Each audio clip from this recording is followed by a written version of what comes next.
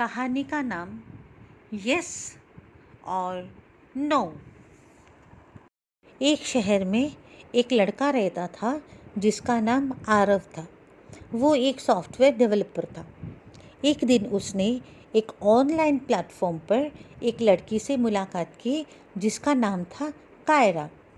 कायरा एक राइटर थी और अपने खुद के नॉवेल्स लिखती थी। आरव को कायरा की स्टोरीज बहुत पसंद आती थी। दोनों रोज़ बातें किया करते थे। एक दिन कायरा ने आरव को कहा कि वो कुछ टाइम के लिए ऑनलाइन नहीं रहेगी। आरव ने पूछा कि क्यों, क्या हुआ? पर कायरा ने कुछ नहीं बताया। आरव को कायरा की ये बात सुनकर बहुत दुख हुआ। वो चुपचाप सा गुमसुम सा रहने लगा। एक दिन आरव ने एक टेक्स्ट मैसेज किया और उसमें लिखा एक रेस्टोरेंट का नाम, और ये भी लिखा जिस दिन तुम ये मैसेज देखोगी तो तुरंत मुझे जवाब देना, सिर्फ हाँ या ना। पर काफ़ी दिन गुजर गया, कायरा का कोई जवाब नहीं आया। अब राहुल को लगा कि कायरा ने उसे धोखा दिया। बस मन ही मन आरव ने कायरा को गाली देने लगा और कोसने भी लगा। आरव जब सब कुछ धीरे धीरे भूलने की कोशिश कर रहा था, तब एक दिन अचानक कायरा का रिप्लाई आया, हाँ।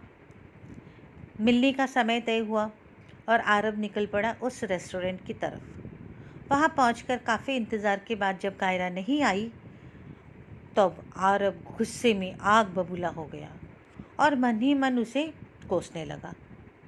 और आरव रेस्टोरेंट से निकलने ही वाला था कि कायरा का एक मैसेज आया, एक दूसरे रेस्टोरेंट का नाम। ये देखकर आरव हैरान हो गया और दिल ही दिल में कहने लगा कि एक बार मिल तो जाए, फिर सुनाऊंगा जी भर के। आरव गुस्से में पहुंचा कायरा की बताई हुई रेस्टोरेंट में और अंदर कायरा बैठी हुई थी।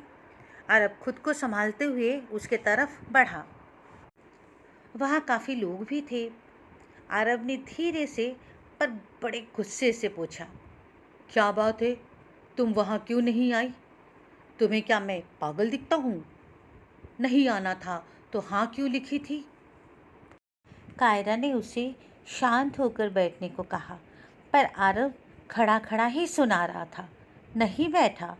तब कायरा ने उसे अपने बारे में बताया कि वो उस रेस्टोरेंट में नहीं जा पाई क्योंकि वो रेस्टोरेंट यहाँ से काफ़ी दूर है। हालांकि जब हाँ लिखी थी तो ये सोचकर लिखी थी कि शायद वो पहुँच भी जाए। अब कायरा बोल पड़ी, बात तो सुनो।